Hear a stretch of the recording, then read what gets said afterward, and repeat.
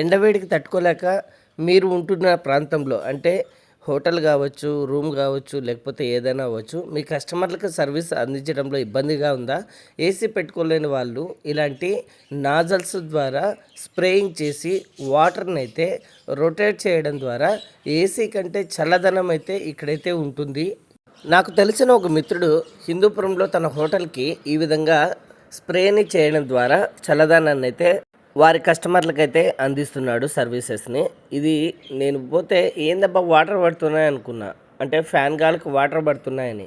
అటు ఇటు వైపు మధ్యలో ఒక ఫ్యాన్, 3 ఫ్యాన్లు ఉన్నాయండి. మొత్తం 3 ఫ్యాన్లకు గాను రొటేట్ అవ్వడం వల్ల ఈ నాజల్స్ నుండి వచ్చే స్ప్రే డ్రాప్స్ మనకి డైరెక్ట్గా ఈ మనిషి మీద పడేసరికి ఏసీ కంటే చల్లదనం అయితే వస్తుంది. దీన్ని మొత్తం హోటల్కి అంతా సెటప్ అయితే చేపించుకున్నాడు. మీకు లోపల కూడా నేనైతే చూపిస్తాను వీడియో తీసి. దీన్ని మానిటరింగ్ అంటారు. అంటే ఇక్కడ నుండి పైప్లో కనెక్షన్ అయితే మన వాటర్ ప్యూరిఫైర్ లాగా ఇక్కడ ఒక సిస్టమ్ అయితే అమర్చారు. మీరు ఏ గనికి వాటర్ వెళ్ళాలి, ఏ గనికి ఆఫ్ చేసుకోవాలి అనే సిస్టమ్ని అయితే ఇక్కడైతే పెట్టారు. సో వంట చేసేటప్పుడు ఒకటి ఆఫ్ చేసుకొని వీళ్ళున్న ప్రాంతం ఇప్పుడు మీరు చూస్తున్నారు, గమనించారా? ఇక్కడైతే ఫుల్గా వాటర్ అయితే పడుతుంది. ఎందుకు అనంటే వీళ్ళు ఇక్కడైతే ఫ్యాన్ లేదు కాబట్టి ఇక్కడ రిమోట్ కంట్రోల్ అయితే ఉంది. ఆ కంట్రోల్ ద్వారా అంటే 3 నిమిషాలు టైమింగ్ పెట్టుకున్నారు. ఆ 3 నిమిషాల టైమింగ్ వరకు ఇదైతే ఫాగ్ ఇట్లా వస్తూ ఉంటుంది. ఆటోమేటిక్గా 3 నిమిషాల తర్వాత ఆఫ్ అయిపోతుంది. తర్వాత 3 నిమిషాలు యాక్టివేషన్ అవుతుంది.